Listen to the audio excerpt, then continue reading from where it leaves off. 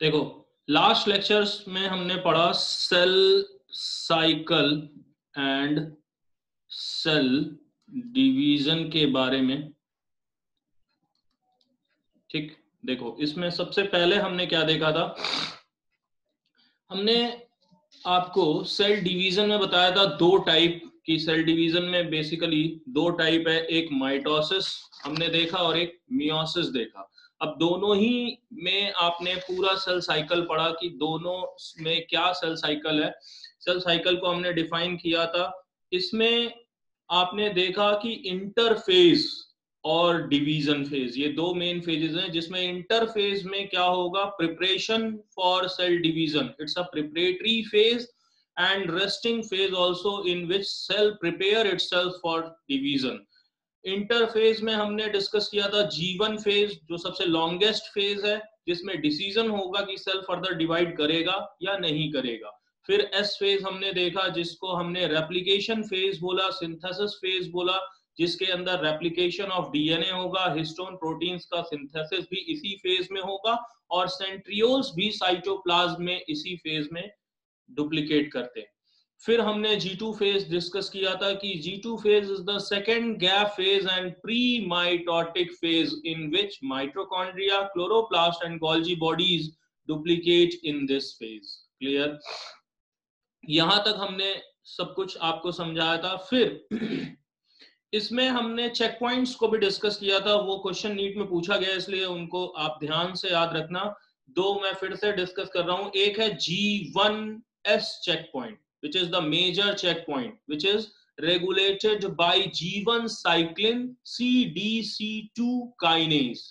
It is the major checkpoint. Another checkpoint called as minor checkpoint, which is G2M checkpoint, and that is governed by mitotic cyclin CDC2 kinase enzyme. Clear? ये दोनों enzyme का नाम याद रखना। फिर हमने आपको डिस्कस किया था माइटोसिस के बारे में। फटाफट सारी बातें फिर से मेमोराइज करना। माइटोसिस मैंने बोला था कि प्लांट्स में सबसे पहले किसने ऑब्जर्व किया था, स्ट्रॉसबर्गर साहब ने, और फ्लेमिंग साहब ने इसको एनिमल सेल में रिपोर्ट किया था। And term mitosis was also coined by Flemming. Mitosis को हमने इक्वेशनल डिवीजन कहा, क्योंकि chromosome number remain same in the daughter cell after division of the parent cell. Clear? फिर हमने डिस्कस किया कि इस माइटोसिस में मेनली इंटरफेज और एम फेज होगा। इंटरफेज में वही G1S G2, और जो एम फेज है इसको हम दो पार्ट में पढ़ते हैं, karyokinesis and cytokinesis. Karyokinesis means division of nucleus and cytokinesis means division of cytoplasm. Karyokinesis में हमने 4 फेजेस पढ़े थे, prophase, metaphase, anaphase and telophase. Prophase, in prophase there is condensation and coiling process, and the visible appearance of chromosome occurs in prophase. In the late prophase there is disappearance of nuclear membrane, nucleolus and various cell organelles. Clear? Disintegration of nuclear membrane is the beginning of metaphase, and transition metaphase के अंदर आपने देखा कि the chromosomes attached with spindle fibers, and in metaphase they all get aligned on metaphagic plate और equatorial plate. Equatorial plate पे सारे आ गए. And in anaphase there is a splitting of centromere. Splitting of centromere होने से क्या होगा, the chromosome migrate towards the opposite poles, and splitting of centromere से formation हुआ interzonal fibers का, जो pushing forces लगा रहे हैं chromosomes पे और उनको opposite poles पे भेजने में उनकी help कर रहे हैं। इतनी बातें समझ में आई। फिर in the telophase, in the telophase there is reappearance of nuclear membrane, nucleolus and various other cell organelles, and end of telophase means end of karyokinesis. ये हमने सारा डिस्कस किया। फिर हमने कैरियोकाइनेसिस के बाद जो साइटोकाइनेसिस पढ़ा था, इसमें हमने एनिमल सेल के अंदर क्या याद रखा था, एनिमल सेल के अंदर हमने बोला कि यहाँ पे होगा फरो फॉर्मेशन, किस पैटर्न में होगा, सेंट्रीपिटल मैनर में होगा, सेंट्रीपिटल मैनर में होगा। और प्लांट्स में हमने डिस्कस किया था क्या, सेल प्लेट फॉर्मेशन, जो कि सेंट्रीफ्यूगल मैनर में होगा। ये बात आपको बताई गई थी, याद कराई गई थी। क्लियर। अब इसमें माइटोसिस के हमने सिग्निफिकेंस को डिस्कस किया था और बोला था GR3 याद रखना। G stands for growth, R एक आर से रिपेयर है, दूसरे आर से रीजनरेशन है और तीसरे आर से रिप्रोडक्शन। जो मल्टीप्लिकेशन फेज होता है, जो गैमीट फॉर्मेशन स्पर्म या ओवम के टाइम पे जो मल्टीप्लिकेशन फेज है, इसमें उस मल्टीप्लिकेशन फेज में भी कौन सा डिवीजन हमने ऑब्जर्व किया, माइटोटिक डिवीजन। ये सारी कहानी थी माइटोसिस के बारे में, जो आई होप सब कुछ आपको लाइन बाय लाइन याद हो गया होगा। फिर हमने डिस्कस किया था मियोसिस, जिसको रिडक्शनल डिवीजन कहा। और इस मियोसिस का ये जो टर्म हमने बताया, वो बताया था फार्मर एंड मूरे साहब ने बताया। एंड इसको स्टडी किया था वॉन बेंडन साहब ने। तो ये दोनों नाम याद रखने हैं। और मियोसिस का मतलब होता है टू लेशन, कम करना। Here in meiosis division or reductional division, there is reduction in the chromosome number. The chromosome number reduced to half. अगर parent cell diploid है तो यहाँ पे daughter cells कैसी होंगी, haploid होंगी। और एक और important बात कि meiosis दो पार्ट में हो रहा है और meiosis के एक parent cell से division के बाद 4 daughter cells का formation होता है, जबकि mitosis में केवल 2 डॉटर सेल्स का फॉर्मेशन हमने पढ़ा। इस मियोसिस में हमने कल आपको डिस्कस किया था, दो है, मियोसिस 1 एंड मियोसिस 2। मियोसिस 1 को हमने बोला ये रिडक्शनल डिवीजन है, क्योंकि इसी में क्रोमोसोम नंबर रिड्यूस होगा। बाकी मियोसिस 2 को हमने कहा it is like equational division और mitotic division, where there is no change in the chromosome number.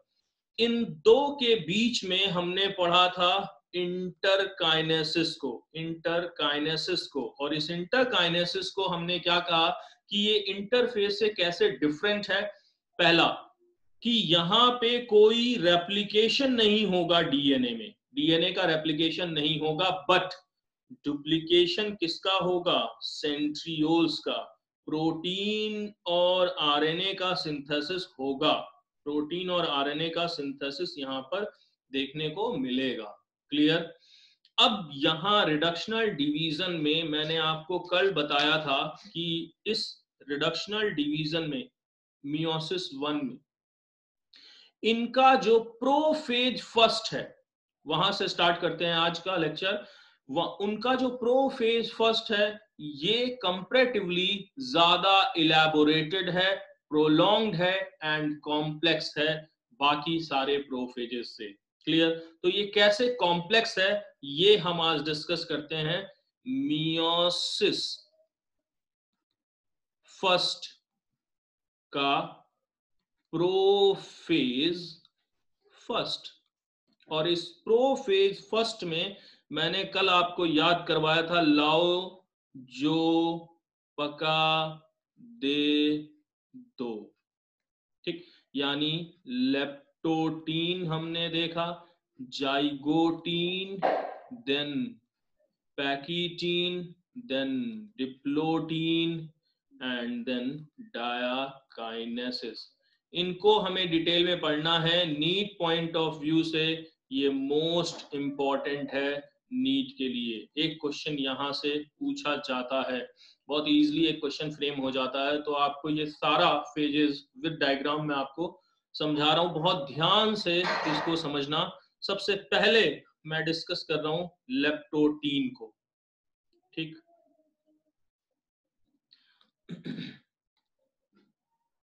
देखो लेप्टोटीन,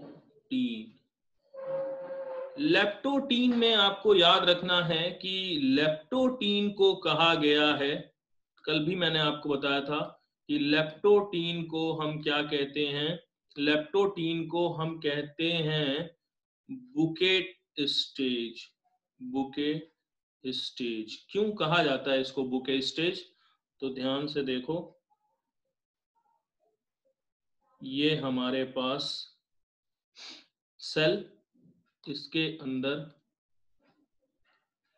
ये है न्यूक्लियर मेम्ब्रेन, अभी पूरी तरह से डिसइंटीग्रेट नहीं हुई है, स्टार्ट होना होगा डिसइंटीग्रेशन। और ये हैं जो सेंट्रियोल्स जो डिवाइड कर चुके हैं, अब ये माइग्रेट कर रहे हैं अपोजिट पोल्स पे। और इनके अंदर जो क्रोमोसोम्स आप देखोगे वो कैसे अरेंज्ड हैं, ये कुछ इस तरह से होते हैं।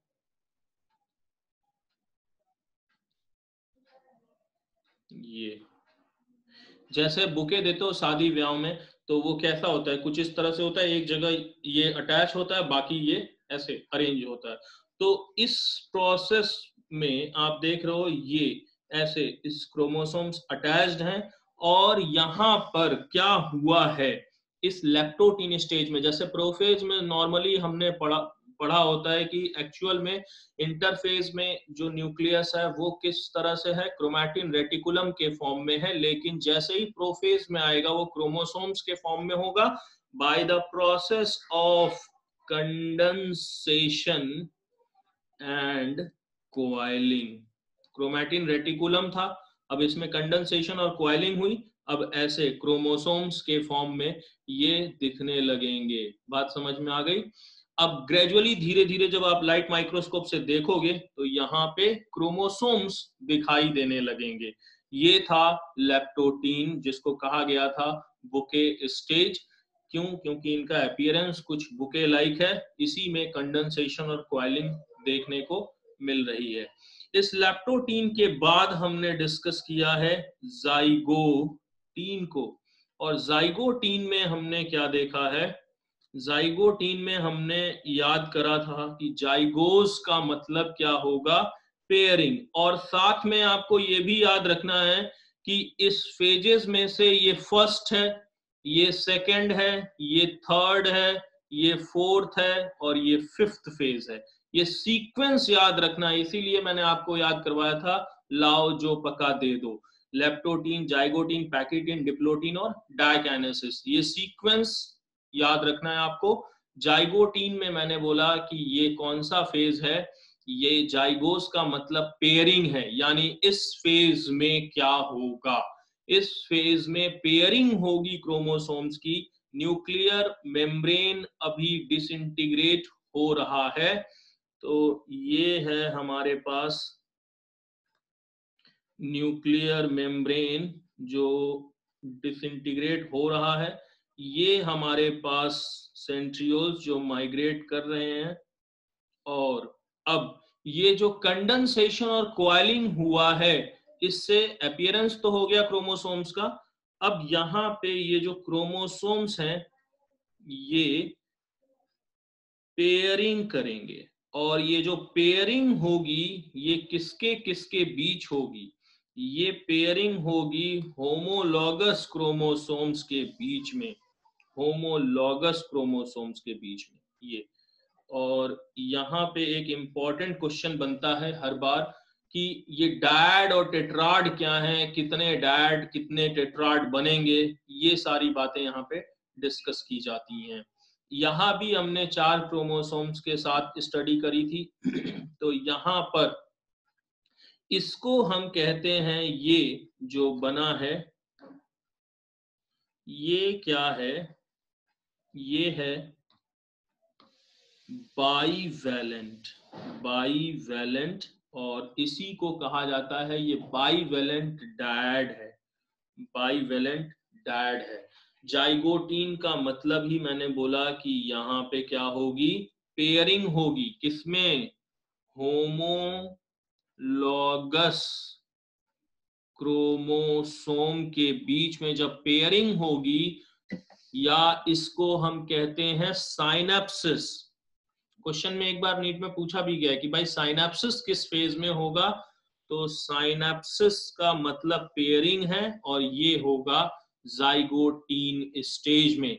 और साइनेप्सिस जो होता है वो एक कॉम्प्लेक्स बनता है साइनेप्सिस के लिए, जिसको कहा जाता है साइनेप्टिक निमल कॉम्प्लेक्स। तो ये साइनेप्सिस जिस फेज में होगा उसी फेज में साइनेप्टोनिमल कॉम्प्लेक्स बनेंगे, ताकि इनको होमोलॉगस क्रोमोसोम्स को स्टेबलाइज रखा जाए, क्रॉसिंग ओवर तक ये एक साथ रहें। इसलिए यहाँ पर ये कॉम्प्लेक्स डेवलप होता है, साइनेप्टोनिमल कॉम्प्लेक्स। साइनेप्सिस को स्टेबलाइज रखने के लिए ये कॉम्प्लेक्स डेवलप हुआ है, जिसको हमने साइनेप्टोनिमल कॉम्प्लेक्स कहा है। एक बार फिर से सुन लो सारी बातें। हम पढ़ रहे हैं मियोसिस फर्स्ट, जिसमें हमने पहले डिस्कस किया प्रोफेज फर्स्ट में लेप्टोटीन, जिसको कहा गया बुके स्टेज। इस स्टेज में कंडेंसेशन कॉइलिंग होगी, और नेक्स्ट जो जाइगोटीन स्टेज है that is called as synapsis stage, या इसी स्टेज में हमने साइनेप्टोनिमल कॉम्प्लेक्स के फॉर्मेशन को देखा है, जहां पे बाईवैलेंट डायड का फॉर्मेशन आप देख रहे हो। क्लियर? अब यहाँ पे जो होमोलॉगस क्रोमोसोम्स के बीच में पेयरिंग हुई है, इसके बाद, इस जाइगोटीन स्टेज के बाद हम डायरेक्ट आएंगे पैकीटीन स्टेज के अंदर। पैकीटीन स्टेज के अंदर, इस पैकीटीन स्टेज में क्या होगा, बहुत ध्यान से देखो। इस पैकीटीन स्टेज के अंदर ये हमारे पास सेल, और ये है न्यूक्लियर मेम्ब्रेन, और जाइगोटीन स्टेज में ही हमने देखा था कि पेयरिंग हुई है, पेयरिंग हुई है। अब यहां पर ये जो स्टेज है, इसमें क्रोमोसोम इस फॉर्म में दिखने लग जाएंगे।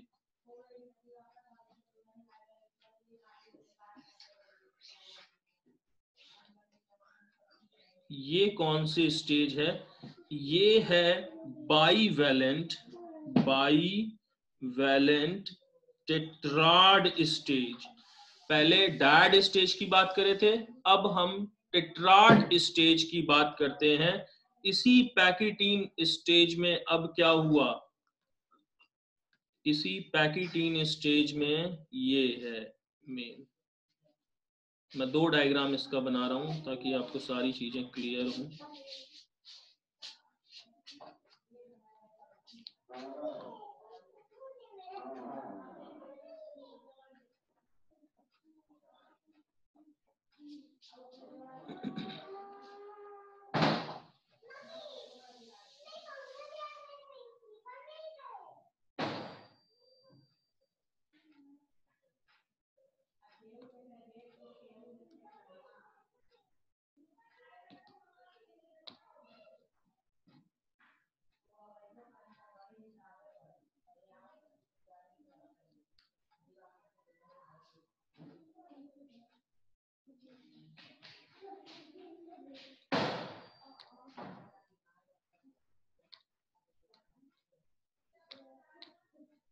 देखो,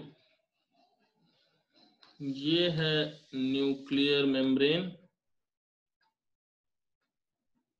अब देखो क्या होगा, यहाँ पे ये जो बाईवैलेंट स्टेज आपने देखा था जाइगोटीन में, अब पैकीटीन में आते ही वो बाईवैलेंट टेट्राड स्टेज आ गई। और अब होमोलॉगस क्रोमोसोम्स जो साइनेप्सिस किए थे, पेयरिंग किए थे, अब उनके बीच में क्या होगा, उनके बीच में होगा रिकॉम्बिनेशन। और ये रिकॉम्बिनेशन के लिए क्रॉसिंग ओवर की रिक्वायरमेंट होती है। तो क्रॉसिंग ओवर कैसे होगा, जैसे आपने ये क्रोमोसोम्स देखे थे, अब मैं दो कलर से बना रहा हूं ताकि आपको इजी हो बाइफरकेट करना। जैसे एक ये क्रोमोसोम्स था, और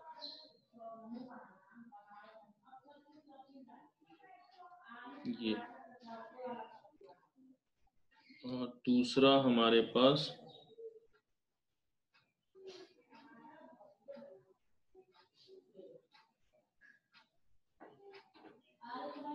ये क्रोमोसोम।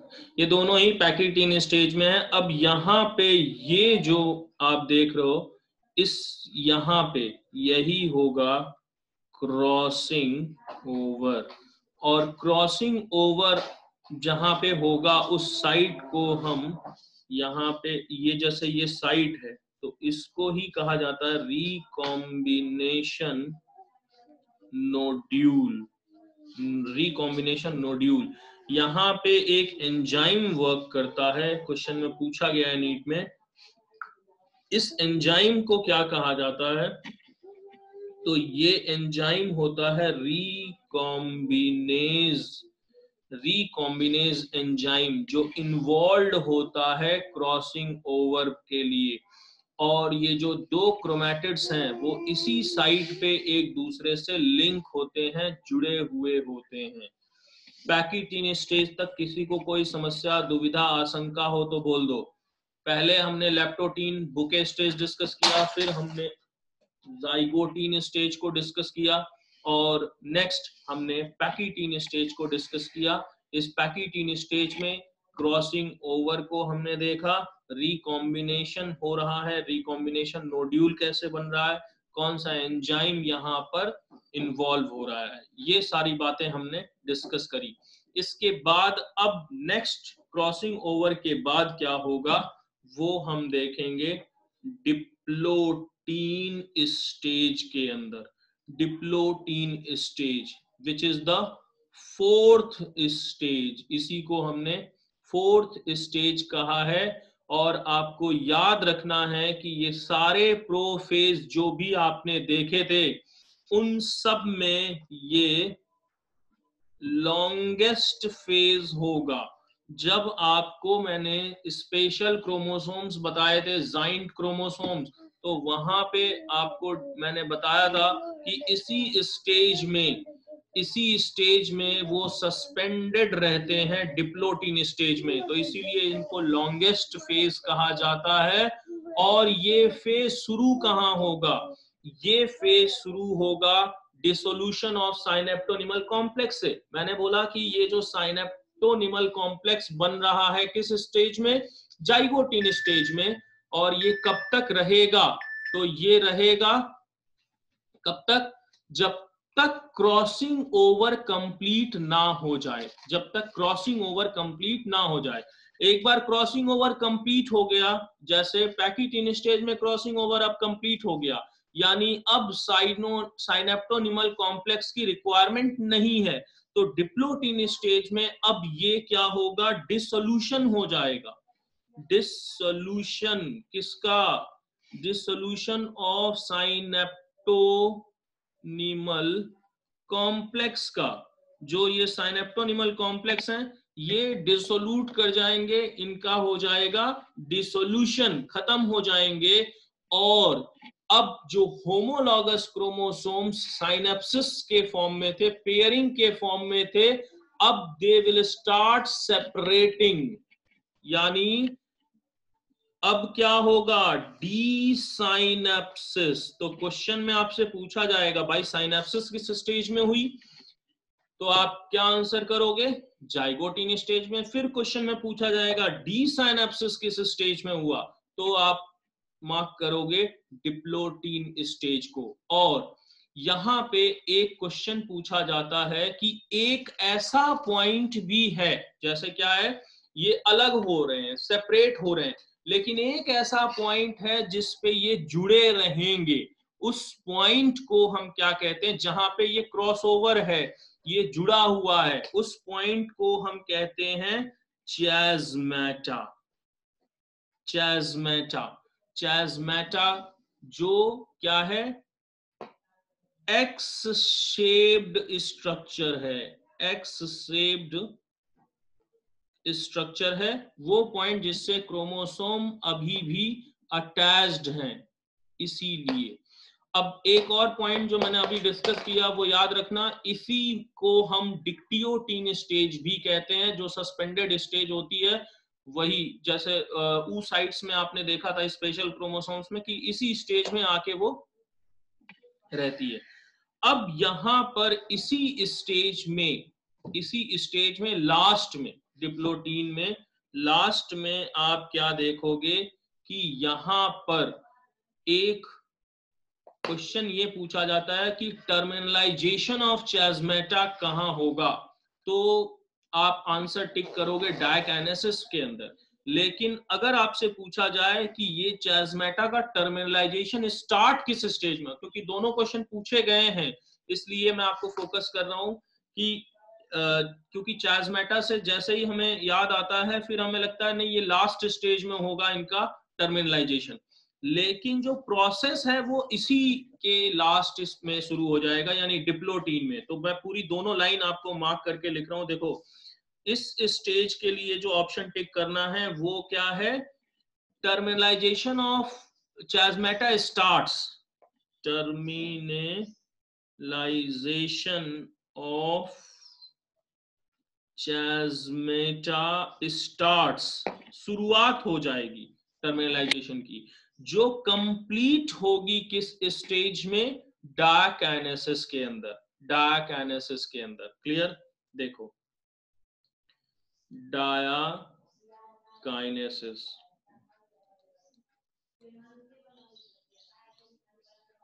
इसको हम कहते हैं final stage of prophase first. Prophase first की ये लास्ट स्टेज है, फाइनल स्टेज है, जहां पे क्या होगा, या इसको हम कहते हैं ट्रांजिशन स्टेज है। मतलब प्रोफेज फर्स्ट और मेटाफेज फर्स्ट के बीच की अवस्था है, ट्रांजिशन स्टेज है। अब इसमें क्या होगा, जो होमोलॉगस क्रोमोसोम्स हैं वो स्पिंडल से अटैच होने लगेंगे, और यहाँ पर जो न्यूक्लियर मेम्ब्रेन है, जैसे ये हम ड्रॉ कर रहे हैं, ये हमारे पास सेल था, जो न्यूक्लियर मेम्ब्रेन है जो प्रोफेज फर्स्ट में जाइगोटिन स्टेज से डिसइंटीग्रेट होना स्टार्ट हो गई थी, अब यहाँ पे हम कहते क्या है कि जो न्यूक्लियर मेम्ब्रेन है, न्यूक्लियर मेम्ब्रेन एंड न्यूक्लियोलस है, ये डिसइंटीग्रेट कर जाएंगे, डिसइंटीग्रेट्स, यानी अब हम उनको नहीं बनाएंगे।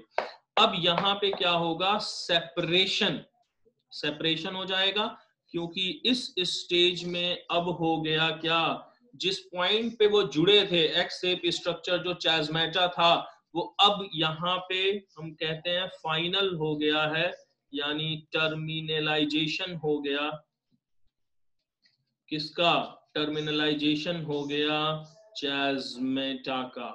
अब जो क्रॉसिंग ओवर हुई थी, अब देखो ये वाला डायग्राम बहुत ही ध्यान से समझना, थोड़ा सा ये कॉम्प्लिकेटेड है। ये हमने बनाया था, ठीक, होमोलॉगस क्रोमोसोम्स। अब यहाँ पे ये जो पार्ट है ये क्रॉसिंग ओवर के बाद है।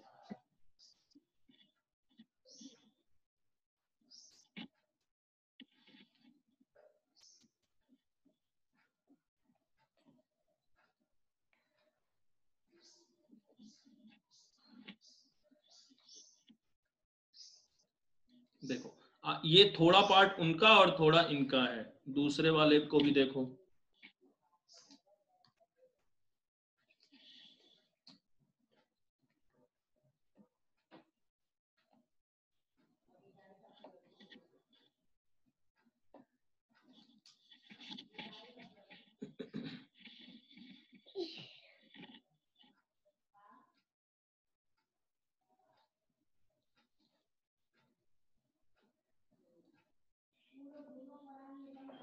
ये पूरा समझ में आया बेटा? देखो अब ये पार्ट ये देख रहे हो, ये क्या है, अब यहाँ पे एक्सचेंज हुआ है, सेगमेंटल एक्सचेंज हुआ है, क्रोमोसोम्स में रिकॉम्बिनेशन हो गया, ठीक। तो अब फाइनल हो गया डायकाइनेसिस तक, ये हम समझ गए कि अब क्रॉसओवर बन चुके हैं, रिकॉम्बिनेंट्स बन चुके हैं, और यहाँ पर ये क्रोमोसोम्स प्रॉपरली सेपरेट हो गए हैं, जिनमें क्रॉसिंग ओवर कंप्लीट हो गया है। तो डायकाइनेसिस को एक बार फिर से सुनो, ये फाइनल स्टेज है प्रोफेज 1 की, जिसमें अब आप क्या देख रहे हो कि जो होमोलॉगस क्रोमोसोम्स हैं वो सेपरेट हो चुके हैं, न्यूक्लियोलस, न्यूक्लियर मेम्ब्रेन ये डिसइंटीग्रेट हो चुके हैं, टर्मिनलाइजेशन हो गया है किसका, चाज़मेटा का। और अब यहाँ पे असेंबलेज हुआ है स्पिंडल का। स्पिंडल का होगा क्या? असेंबलेज। ठीक, अब ये स्पिंडल फाइबर से जुड़ जाएंगे और अब नेक्स्ट स्टेज शुरू होगी। इस नेक्स्ट स्टेज में हम देखेंगे मेटाफेज फर्स्ट में क्या हुआ है। तो नॉर्मल आप देखते हो जब मेटाफेज की हम बात करते हैं माइटोसिस के अंदर, तो वहां पे आप देखते हो सिंगल मेटाफेजिक प्लेट को, लेकिन यहाँ पे जब आप देखोगे मेटाफेज फर्स्ट को तो यहाँ पे दो मेटाफेजिक प्लेट का फॉर्मेशन हमें देखने को मिलेगा। दो मेटाफेजिक प्लेट देखने को यहाँ पे मिलेगा।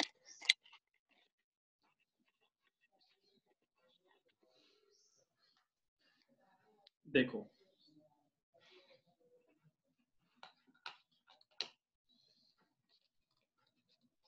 अभी हम बात कर रहे हैं मेटाफेज फर्स्ट की। अब यहाँ पे मेटाफेज फर्स्ट में क्या देखने को मिलेगा, जैसे ये हमारे पास सेल है,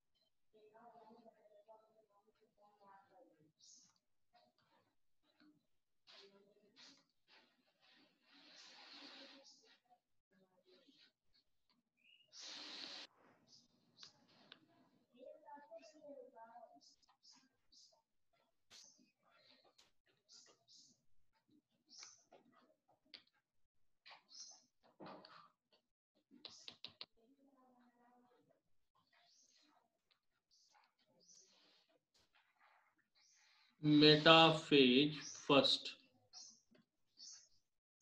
ठीक, यहाँ के क्या देखने को मिलेगा, देखो ध्यान से, स्पिंडल फाइबर से अब क्रोमोसोम्स अटैच हो गए हैं।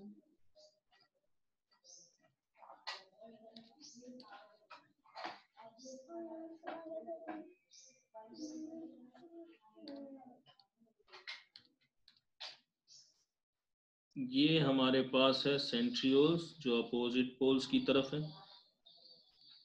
ठीक, और हमारे पास दो क्रोमोसोम्स आप देख लो, एक ये और एक ये।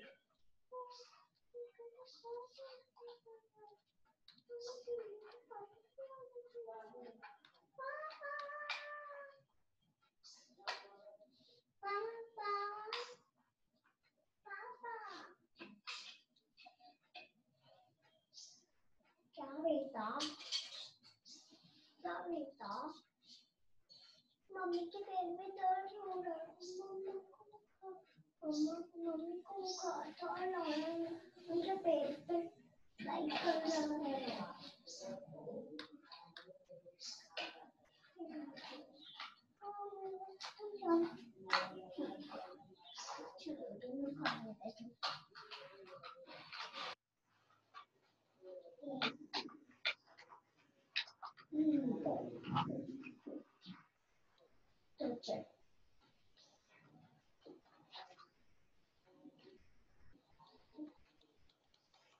ये ठीक, ये मेटाफेज फर्स्ट आप देख रहे हो, मेटाफेज फर्स्ट जिसमें डिसइंटीग्रेशन हो गया है न्यूक्लियर इन्वेलप का। और यहाँ पर ये जो देखने को मिल रहा है ये स्पेसिफिक है मियोसिस में, जिसको हम क्या कहते हैं, double metaphasic plate. Double metaphasic plate ये यूनिक है मियोसिस फर्स्ट के, मेटाफेज फर्स्ट में ये यूनिक है। बाकी जगह आपने क्या देखा है माइटोसिस के अंदर कि वहां पे सिंगल मेटाफेजिक प्लेट का फॉर्मेशन हुआ है, लेकिन मेटाफेज फर्स्ट के अंदर आपने स्पेसिफिक क्या देखा कि यहाँ पे डबल मेटाफेजिक प्लेट का फॉर्मेशन हुआ है। और इसमें जो माइक्रोट्यूब्यूल्स हैं, स्पिंडल फाइबर्स, ये जो अटैच्ड हैं ये अपोजिट पोल्स की तरफ अटैच्ड हैं सेंट्रोमियर से। ये ऐसे अपोजिट पोल्स की तरफ हैं, जैसे ये दो हैं ऐसे। अब इसके बाद नेक्स्ट हम डिस्कस करते हैं एनाफेज फर्स्ट। वापस कर रहा है। अब देखो इस एनाफेज फर्स्ट में क्या होगा,